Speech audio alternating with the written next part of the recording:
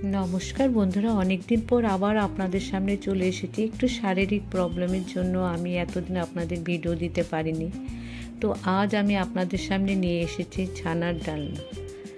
এখানে আমি কিছু পরিমাণ ছানা নিয়ে নিয়েছি আর 2 চামচ ময়দা, নুন, হলুদ গুঁড়ো, সামান্য জিরে ধনের গুঁড়ো আর একটু কাশ্মীরি লঙ্কার গুঁড়ো দিয়ে আমি খুব ভালো করে একসাথে সব কিছু মেখে নেব।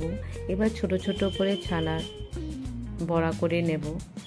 এইভাবে গোল গোল করে বড়া করে নিয়েছি। আপনারা চাইলে অন্যরকম ডিজাইনও করতে পারেন, কোনো অসুবিধে নেই। আমার কাছে ছানা একটু পরিমাণে কম ছিল, তাই আমি একটু আলু পটলের সাহায্যে রেসিপিটাকে বাড়িয়ে নিলাম। আপনারা চাইলে শুধু খালিও করতে পারেন বন্ধুরা, কোনো অসুবিধে নেই। নিরামিষ দিনে এই ছানার ডালনা যদি একবার আপনারা করে দেখেন বন্ধুরা, খুবই টেস্টি একটি রেসিপি, খেতে কিন্তু দারুণ লাগে।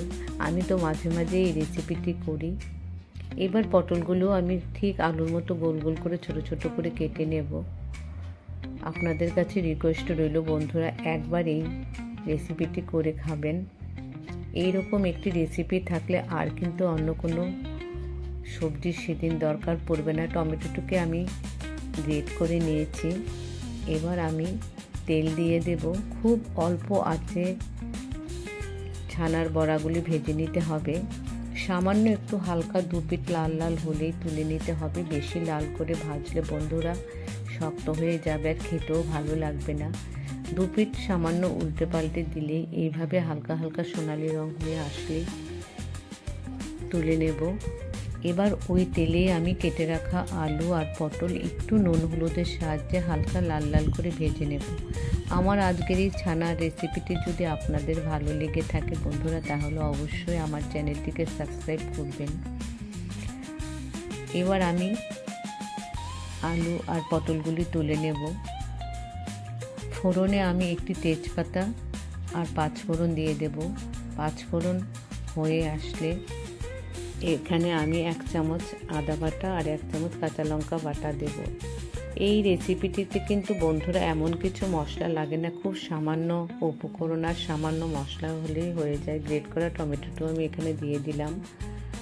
পরিমাণ মতো হলুদ গুঁড়ো, জিরের গুঁড়ো, ধনের গুঁড়ো আর সামান্য একটু নুন দিয়ে আমি মশলা একটু কষিয়ে নেব। এবার ভেজে রাখা আলু পটল এর মধ্যে দিয়ে আবারও একটু সামান্য কষিয়ে নেব।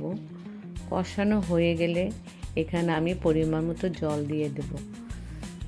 জল দিয়ে দেওয়ার পর আমি একটু সামান্য চিনি দিয়ে দেব। যেহেতু নিরামিষ ডালনা, একটু চিনি দিলে কিন্তু বন্ধুরা স্বাদটা আরও খুব ভালো হয়। এবার আমি 3 থেকে 4 মিনিট ঢাকা দিয়ে রাখবো। ওই এর মধ্যে আলু পটল সব একসাথে খুব ভালো করে সিদ্ধ হয়ে যাবে।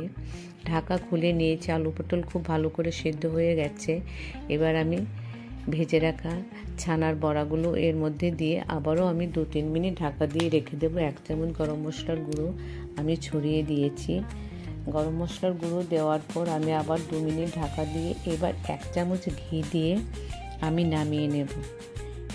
এই রেসিপিটি কেমন হলো বন্ধুরা, অবশ্যই আপনাদের যদি ভালো লেগে থাকে তাহলে লাইক, শেয়ার, কমেন্ট অবশ্যই করবেন। আর আপনারাও কিন্তু একবার এই রেসিপিটি করে দেখবেন, কেমন হয়েছে অবশ্যই আমাকে কমেন্ট করে জানাবেন।